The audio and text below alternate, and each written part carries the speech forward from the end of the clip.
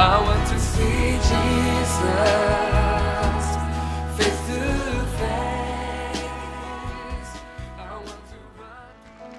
Saya suka sekali baca ayat 10 ini, saya ulang-ulang setiap kali membacanya. Karena ketika iblis frustrasi, saya bahagia. Berarti saya tahu kalau dia direndahkan, kita disanjung oleh Tuhan. Gak perlu kita mencemoohkan setan. Pakai bahasa profesional kalau lawan iblis itu. Tuhan menghardikmu dalam nama Yesus, gak usah dialog dengan dia. Tapi dalam hati saya berkata seperti ini, seolah-olah kamu frustrasi ya. Kamu frustrasi ya iblis ya. Berkali-kali rancanganmu udah gagal kan. Hingga hari ini aku hidup seperti ini. Bukan berarti aku tidak kehilangan sesuatu. Tapi aku tidak kekurangan apa-apa sebab Yesus gembalaku. Kamu frustrasi ya iblis. Kamu frustrasi ya setan. Dan lihat apa yang kita kerjakan so far. Kalau sekarang toko sepi sebentar gak apa-apa lah ya. Toko Anda pernah rame kan.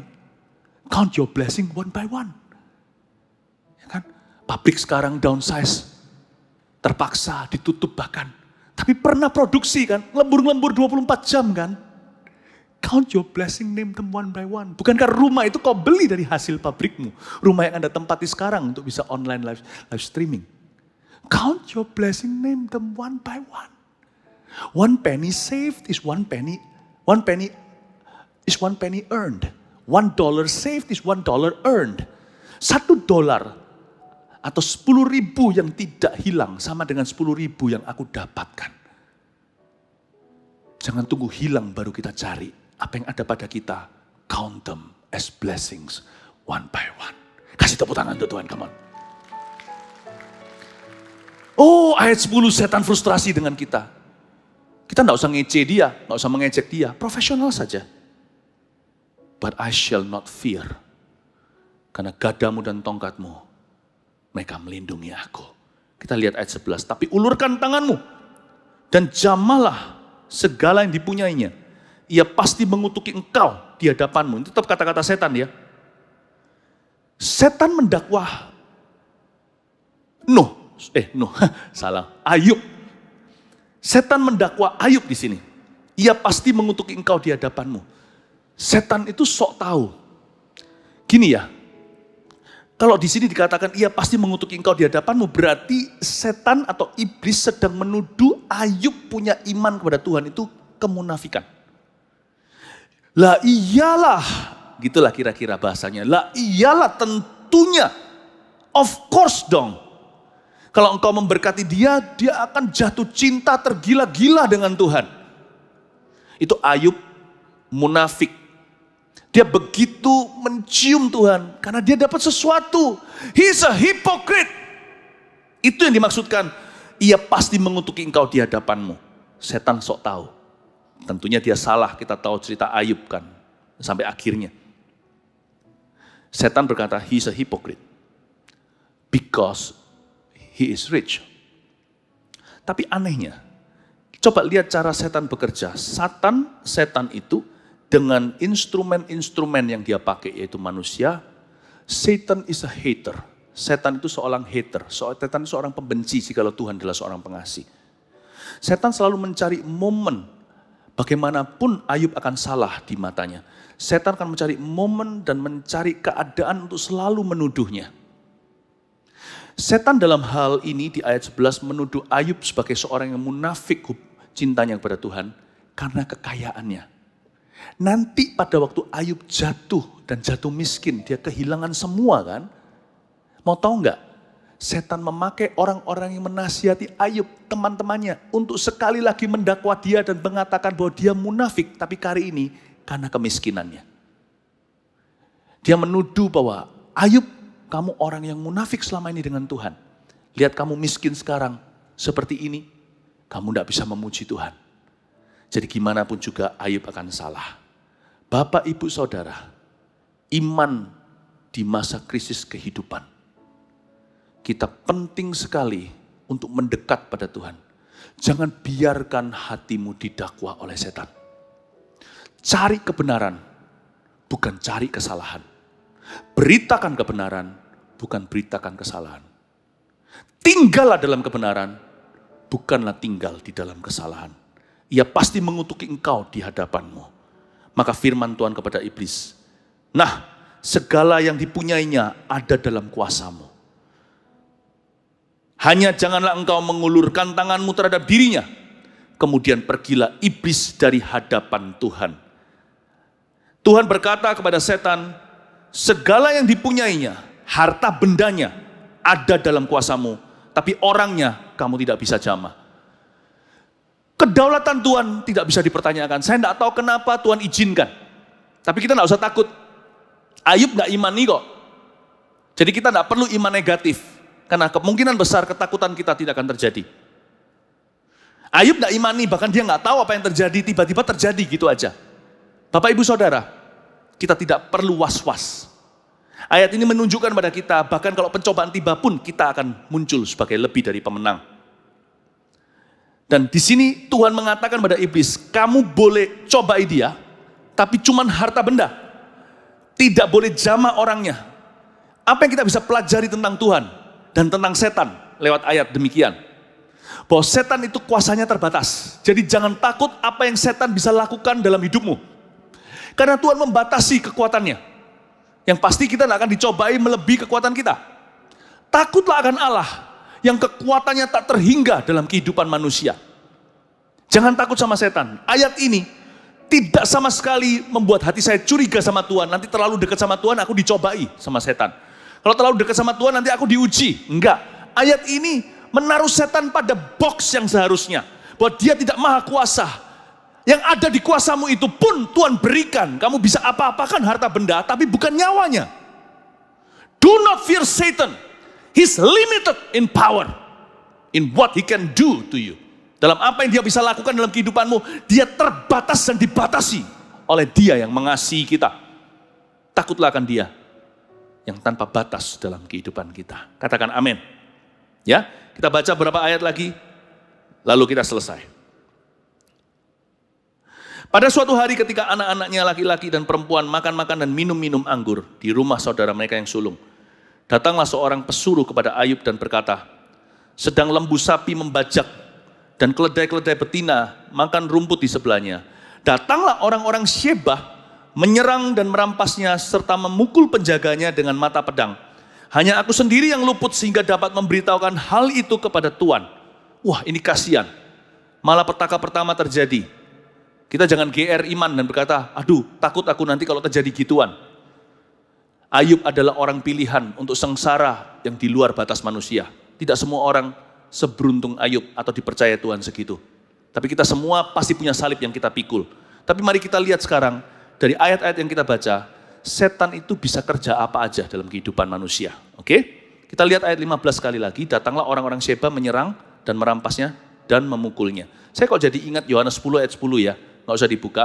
Pencuri datang untuk mencuri, membunuh, membinasakan. Tapi aku, gembala yang baik, Yesus berkata tentang dirinya, datang untuk memberimu hidup dan hidup dalam kelimpahannya. Oke? Jadi dari sini saya bisa ingat, inilah pekerjaan setan. Lewat orang-orang Syeba, dia menyerang, merampas, memukul. Katakan menyerang, merampas, memukul. Ya. Nah, orang-orang Syeba adalah Southerners, orang-orang dari selatan di mana Ayub tinggal. Jadi setan itu bisa bekerja di dalam hati orang-orang yang tidak taat kepada firman.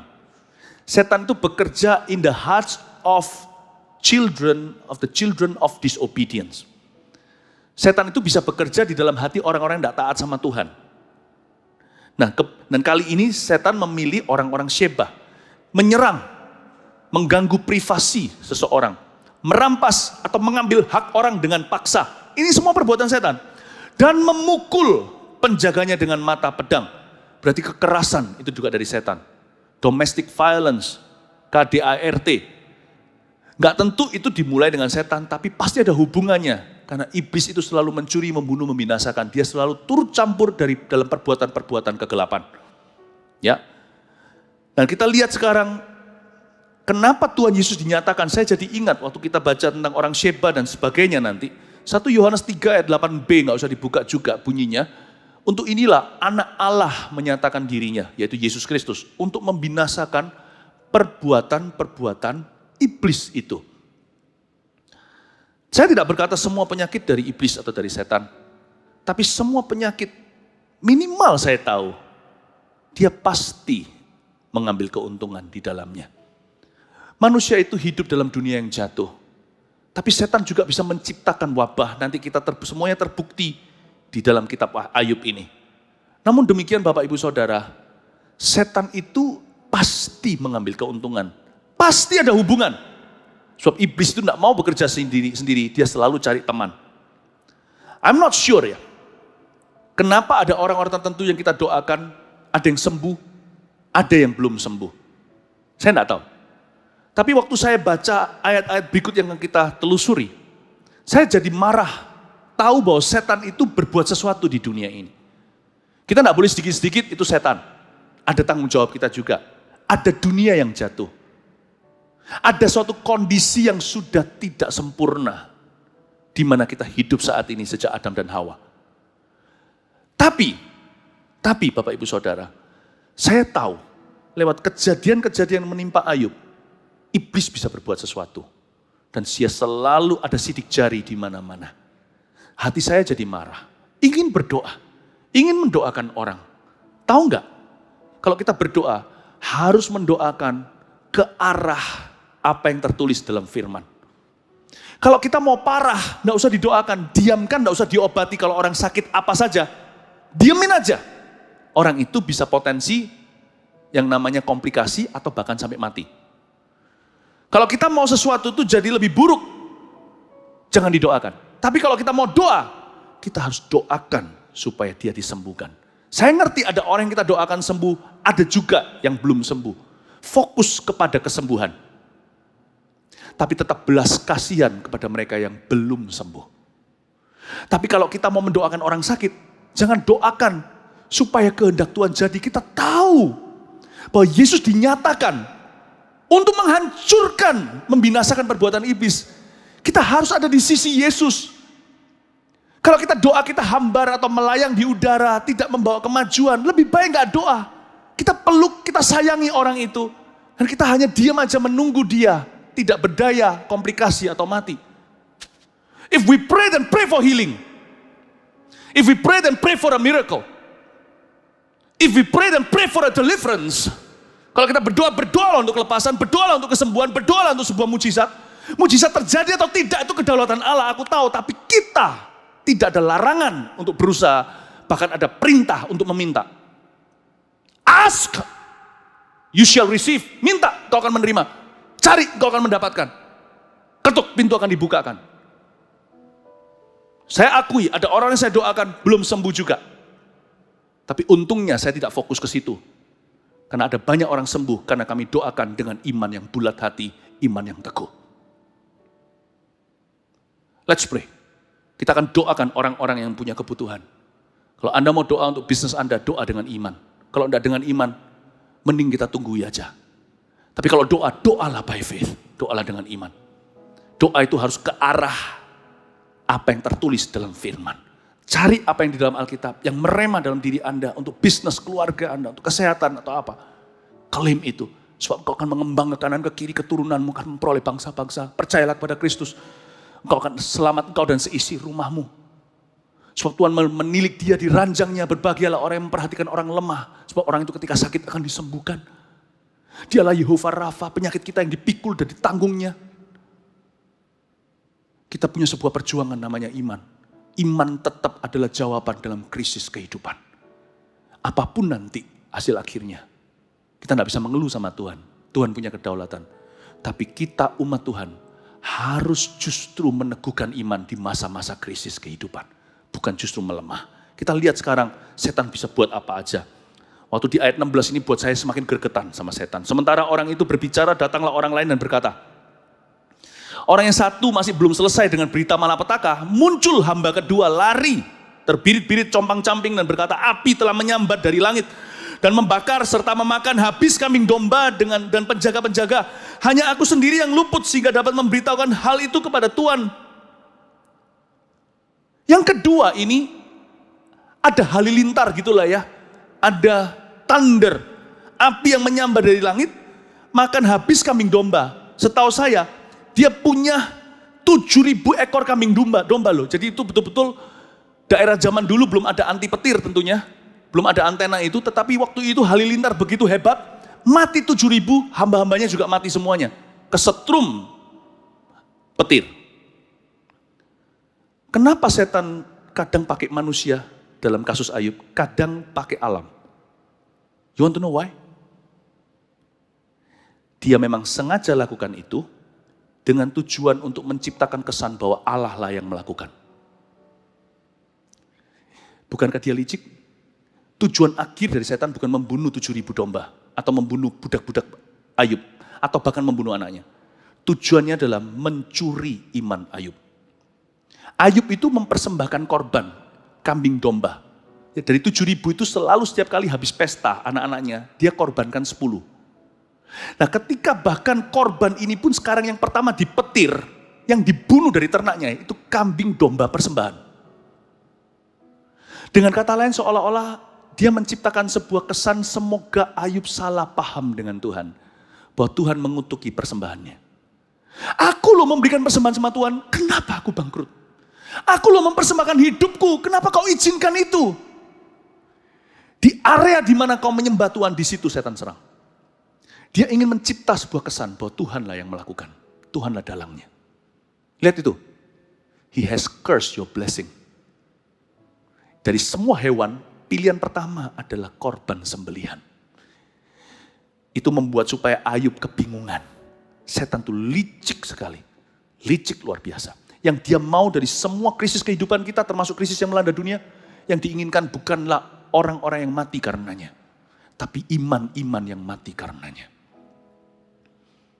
Kita lihat sekarang ayat 17. Sementara orang itu berbicara, datanglah orang lain dan berkata, orang-orang Kasdim membentuk 3 pasukan, lalu menyerbu unta-unta dan merampasnya, serta memukul penjaganya dengan mata pedang.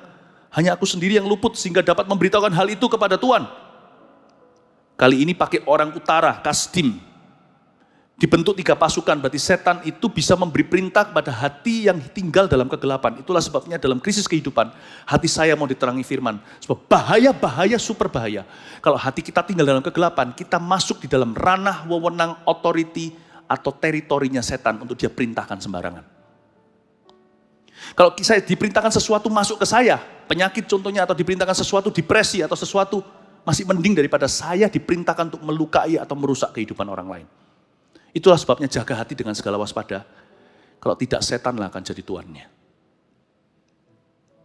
Orang Kasdim sudah menjadi tawanan setan. Peperangan kita bukan melawan orang Kasdim, darah dan daging, bahkan wabah. Tapi setan memerintahkan mereka dalam 3 pasukan untuk merampas dan memukul mereka. Kita sekarang lihat ayat 18. Sekali lagi selang-seling sekarang alam. Sementara orang itu berbicara, datanglah orang lain dan berkata, inilah pukulan besarnya. Anak-anak Tuhan yang laki-laki dan perempuan sedang makan-makan dan minum anggur di rumah saudara mereka yang sulung. Maka tiba-tiba angin ribut bertiup dari seberang padang gurun rumah itu, dilandanya pada 4 penjurunya, dan roboh menimpa orang-orang muda itu sehingga mereka mati. Hanya aku sendiri yang luput sehingga dapat memberitahukan hal itu kepada Tuhan. Selang-seling dia pakai orang utara, orang selatan, lalu dia pakai halilintar petir, sekarang dia pakai angin, pakai angin taufan yang luar biasa, pohon-pohon berjatuhan, tapi yang roboh adalah rumah yang langsung menindih 10 jantung hatinya, yaitu putra-putrinya. Sengaja setan mengadakan serangan selang-seling, sekali lagi dengan tujuan untuk membingungkan Ayub terhadap Tuhannya. Supaya blur dia yang selama ini saleh jujur. Supaya akhirnya dia goyah imannya yang diinginkan oleh setan. Bukan nyawa atau kesehatannya. Bahkan rumah tangganya. Dia ingin imannya Ayub pergi. Sirna, broken, hancur. Jadi kita harus tahu yang ditakuti setan itu bukan obat. Iman kita. Itu yang utama. Yang diinginkan setan bukan harta. Iman kita. Berarti iman kita itu juga adalah jawaban pada akhirnya. Sekalipun Tuhan bisa punya. Ingat gak? Daud ketika dia membunuh Goliat, dia pakai alat. Ada batu 5 licin loh ya, tapi dia pakai 1 aja. Sudah berhasil. Saya berdoa, apapun yang kita alami di dunia ini selalu ada solusinya. Selalu ada ketapelnya dari Tuhan. Tapi ingat, cetusan Daud jelas bahwa ini berhasil bukan karena batu itu licin, tajam ujungnya, atau ketapelnya itu kuat. Dia berkata, aku datang kepadamu bukan dengan lembing dan tombak, tetapi dengan nama Tuhan. Faith is number one. Faith is the beginning, faith is the end. Di tengah-tengah itu alat, obat, dan sebagainya. Itu semuanya. Tapi percayalah, taruhlah harapan pada Tuhan, karena Tuhanlah yang menjaga pada ujungnya. Amin Bapak Ibu Saudara. Dan ingat yang diminta oleh Goliat, yang dimaui oleh Goliat, bukanlah nyawanya Daud, Saul, dan semua tentara Israel. 40 hari, dia 40 hari hanya mengejek-ngejek tentara pasukan Tuhan.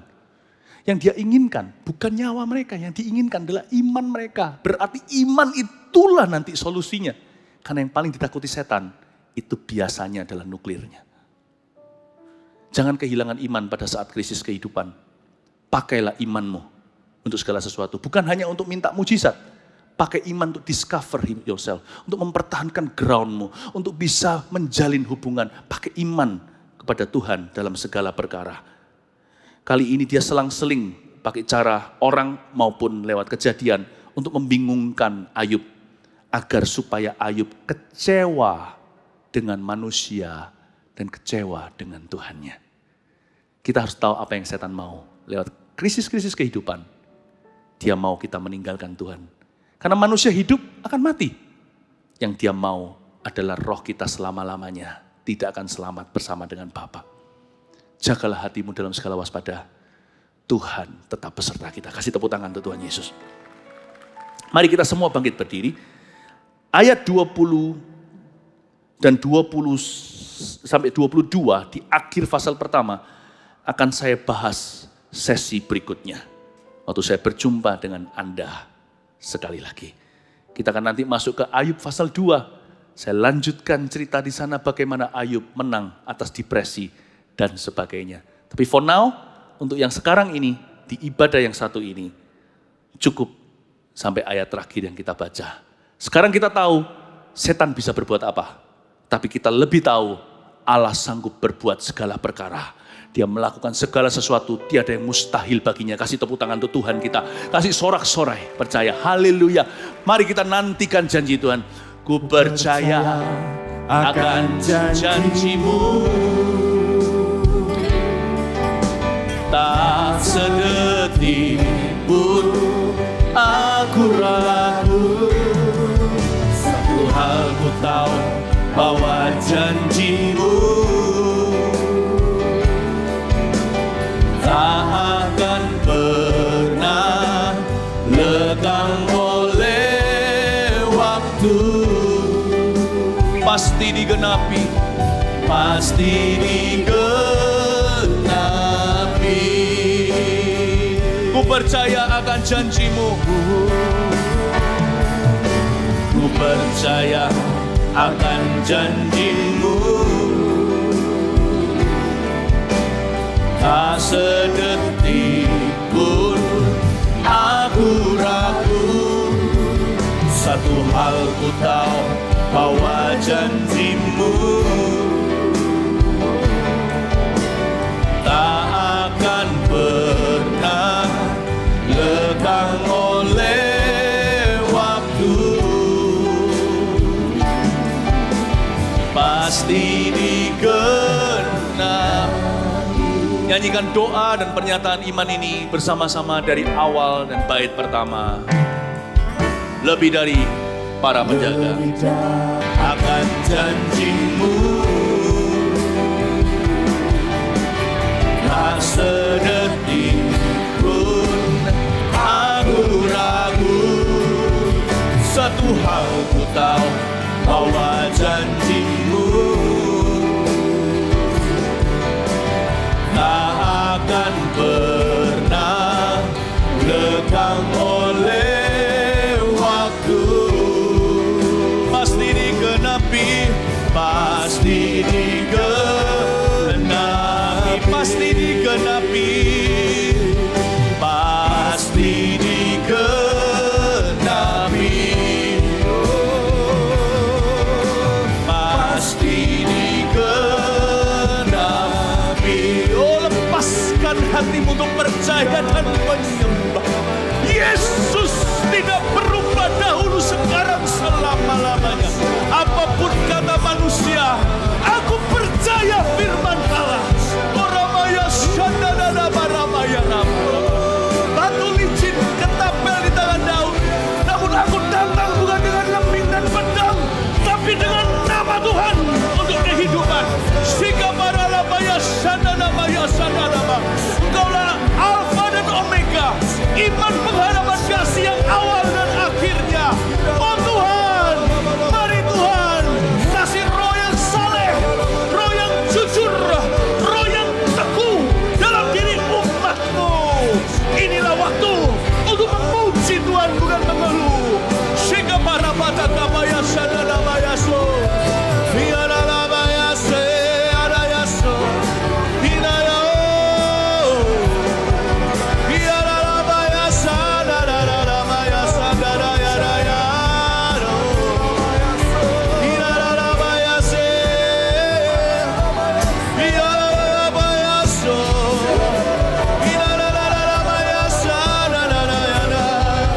Tuhan kuatkan umat-Nya, hiburkan. Oh, bimbing kami ke air yang tenang. Oh, tuntun kami di jalan yang benar. Oleh karena nama-Mu, kami datang dengan nama Tuhan. Nama Tuhan, nama yang teguh. Orang yang percaya akan berlari ke dalamnya dan diselamatkan. Orang makamaya syadana, Engkaulah gunung batu keselamatan-Mu. Yehova Rafa, Yehova Jireh, persediaan-Mu tak terbatas Tuhan. Engkaulah kesembuhan. Orang maya sandara raya sande. Ia bayar alabaya so. Ia maya sande. Shika bayar alabaya sandara maya sandara maya so. Inala maya se. Inala maya maya sandara maya so. Musik nyanyikan dengan lembut saja. Tuhan Yesus, hamba mau berdoa syafaat untuk umat-Mu. Mari kita letakkan tangan di dada. Ini applied to all of us. Applicable to all. Hamba berdoa di dalam nama Yesus Kristus. Gembala Agung, Kau dengarkan doa kami untuk jemaat yang Kau percayakan pada Gereja Mawar Sharon. Hamba berdoa di dalam nama Yesus Kristus. Bagi setiap business owner yang sekarang harus downsizing operation, mengurangi staff, dan juga mungkin jam kerja dan sebagainya. Tuhan kasih damai sejahtera. Hamba berdoa di saat-saat seperti ini tiap hari mereka akan tahu apa yang harus diperbaiki. Seperti murid-murid ketika mereka beristirahat di tepi lautan, di tepi pantai Danau Galilea. Mereka memperbaiki jala. Hamba berdoa hari-hari ini munculkan strategi-strategi baru yang menyongsong musim baru di dunia. Kemudian setelah melewati yang satu ini. Hamba berdoa ya Tuhan Yesus, saat ini ya Tuhan Yesus, Engkau berkati dengan damai sejahtera agar yang mengambil keputusan untuk downsizing, Kau berikan peneguhan di dalam hati mereka. Bahwa ini bukanlah akhir. Ini adalah permulaan sesuatu yang baru. Hamba berdoa di dalam nama Yesus. Kirimkan kepada toko-toko daripada jemaat, customer-customer-Mu. Engkaulah Allah 5 roti 2 ikan. Kirimkan. Ya Tuhan Yesus, yang dari Engkau datangnya. Yang entah dari mana tiba-tiba muncul di depan mereka. Tuhan yang menyuruh gagak untuk datang.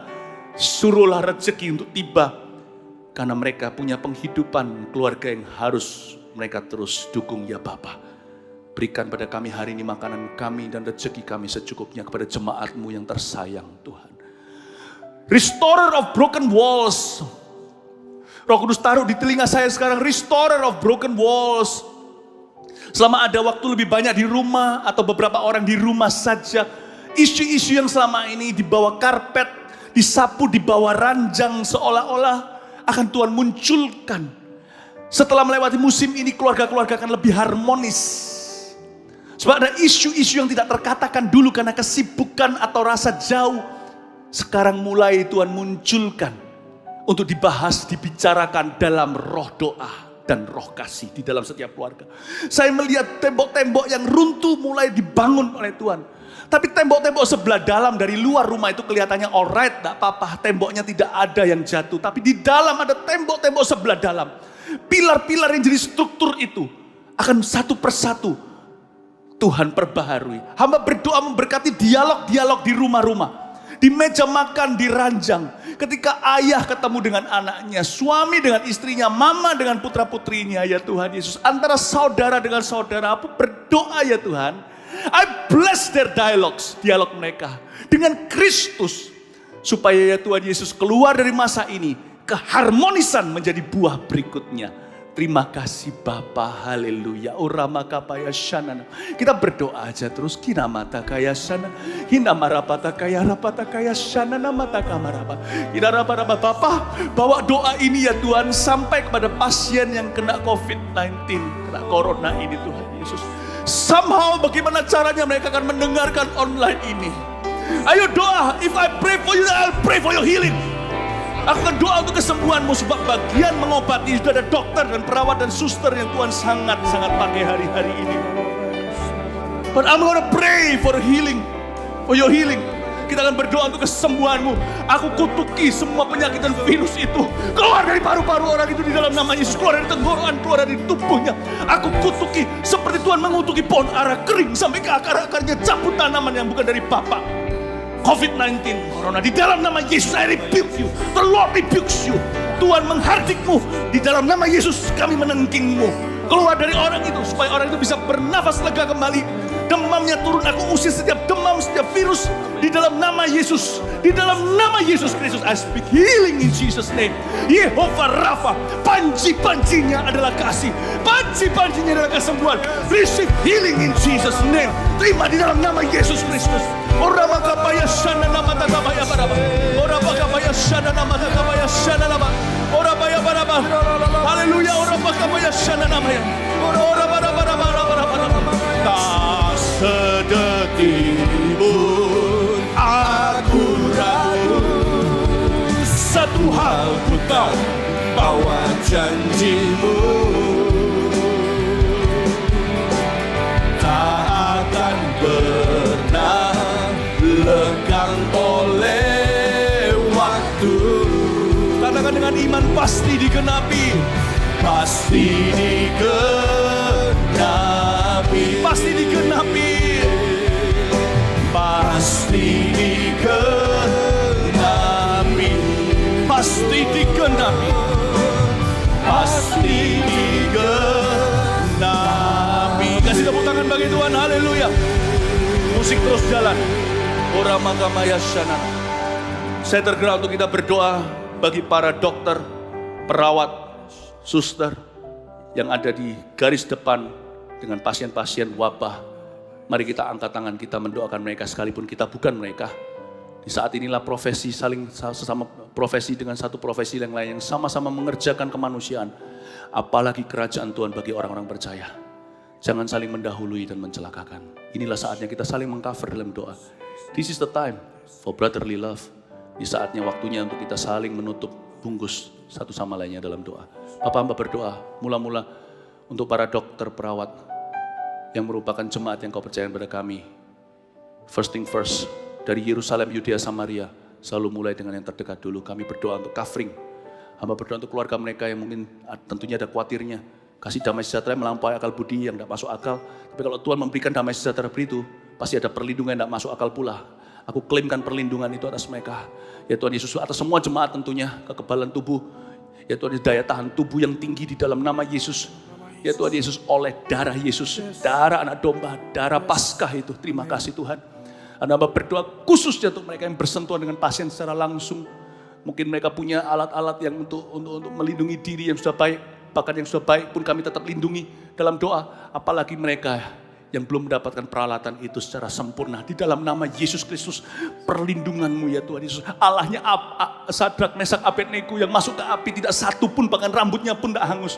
Sabuknya pun tidak hangus. Baju sirahnya pun tetap di sana. Jubahnya pun tidak ada bau api. Aku berdoa di dalam nama Yesus, api tidak bisa kena hamba-hamba-Mu. Wabah juga tidak akan kena hamba-hambamu para perawat dan para dokter itu Tuhan. Di dalam nama Yesus, dan bukan hanya yang jemaat kami, rekan-rekan mereka semuanya, tentunya setiap hospital ada timnya. Aku berdoa, you bless them in Jesus name. Dan justru di masa-masa seperti ini, banyak orang-orang yang berprofesi medis akan menemukan kasih Yesus. Banyak di antara mereka akan mengenal Tuhan lewat masa-masa seperti ini. Terima kasih ya Tuhan, terpujilah namamu. Tetap berdoa. Ada telinga seseorang, Roh Kudus katakan, pernah nggak tahu kemasukan air atau kemasukan apa, bukan air, sesuatu benda tajam, mungkin anak seseorang, lalu selalu keluar cairannya dan pendengarannya mulai berkurang. Di dalam nama Yesus, mari kita berdoa di dalam nama Yesus. Tuhan, sembuhkan orang itu. Roh Kudus katakan di dalam hati saya, dan secara jelas orang itu disembuhkan. Bukan hanya satu, ada satu yang anak-anak yang lebih kecil, ada juga satunya lagi. Saya lihat juga telinga yang sama-sama keluar airnya. Atau semacam seperti putih, seperti nanas, saya tidak tahu apa. Tapi Tuhan Yesus sembuhkan orang itu. Aku perintahkan kuping itu to heal in Jesus name. Suara berdenging di telinga yang terus berdenging. Khususnya di bulan-bulan sebelumnya, dengungan itu terdengar hanya waktu mau tidur atau lagi tempat kesepian. Tapi sekarang di tempat keramaian mulai kedengaran. Anda ketakutan, Anda tidak bisa berbuat sesuatu dengan itu. Aku tengking dengungan itu. Dan Tuhan memberimu pendengaran yang baru. Tidak ada defect, tidak ada kerusakan. Tuhan pulihkan, Tuhan yang memulihkan tembok-tembok rumah tangga. Tuhan memulihkan alat pendengaran Anda. Dalam nama Yesus, terimalah. Haleluya, kasih tepuk tangan untuk Tuhan. Ada satu orang yang matanya selalu, salah satu matanya melihat seperti ada satu dot, ada satu titik hitam. Dan dia tidak bisa hilangkan itu, sesuatu kerusakan mungkin pada penglihatan Anda. Tapi ada satu titik hitam dan itu sangat mengganggu, seperti ada butterfly, seperti ada kupu-kupu yang ada di situ terus. Dan itu bukan indah, itu Anda lihat kemana-mana. Seperti kalau Anda menonton TV, televisi, lalu di situ ada satu hitam di tengah-tengahnya. Ya, meskipun Anda masih bisa melihat, tapi sangat mengganggu. Dan sedetik saya mengatakan itu di dalam nama Yesus, titik itu lenyap, kegelapan itu pergi di dalam nama Yesus. Apapun penyebabnya, Tuhan menjamahmu secara fisik saat ini. Haleluya. Oramakapaya syakapata kamaya ramata, kinamaramata kapaya parapata kaya shanana mata kamaya ramata kapaya ramata kapaya. Haleluya, haleluya, haleluya. Dan Tuhan, I speak healing over your people. Give them divine health, kesehatan ilahi dari Engkau di dalam nama Yesus. Dan Kau jemput setiap orang-orang dalam pekerjaannya. Umat Tuhan ada Goshen tersendiri. Kau luputkan ya Tuhan Yesus, setiap keluarga Kau pulihkan. Ku percayakan janji-Mu takkan lekang dengan waktu. Kami terima dengan iman di dalam Kristus kehidupan. Ku percaya akan janji-Mu. Haleluya, mari kita angkat tangan kita sama-sama. Tak sedetik pun aku ragu, satu hal ku tahu, bahwa janji-Mu tak akan pernah lekang oleh waktu. Pasti digenapi, pasti digenapi. Mari kita angkat tangan kita, angkat iman kita sekali lagi. Ku percaya akan janji-Mu. The Lord has done, you've done a lot. Engkau sudah melakukan banyak dalam kehidupan kami. We count our blessings one by one. Kami hitung satu persatu berkat-Mu. Engkau memagari umat-Mu dan keluarganya. Dan apa yang mereka miliki. Dan apa yang mereka kerjakan. Seperti yang Kau lakukan pada Ayub. Engkau akan meningkatkan dan menambahkan. Terima kasih untuk musim ini, di mana kami bisa mendekat pada Tuhan. Dan menghargai perkara sederhana lagi. Thank you untuk detox yang dari Tuhan datangnya. Hidup kami tentunya di dunia ini terlalu enak Tuhan. Kau siapkan kami menjadi umat yang layak. Suatu hari bertemu dengan Tuhan yang tidak duniawi, yang sorgawi. Thank you untuk musim ini. Umat yang Tuhan kasih, yang kami rindu-rindukan senantiasa. Mari kita mengangkat tangan. Saya tidak bisa berkata pulanglah, membawa dengan berkat Tuhan, karena Anda ada di rumah kemungkinan besar. Saya hanya berkata, Yesus datang ke rumah Anda, tidak pernah meninggalkan. Yesus yang kuberitakan di sini, yang kita puji di rumah Tuhan, ada di rumah Anda. Terimalah langsung dari tangan Yesus, berkat dari Bapanya, berkat dari Roh Kudusnya, menyertaimu senantiasa, hingga kita berjumpa kembali muka dengan muka. Dalam nama Yesus. Amin. God bless you. I want to see Jesus face to face. faith.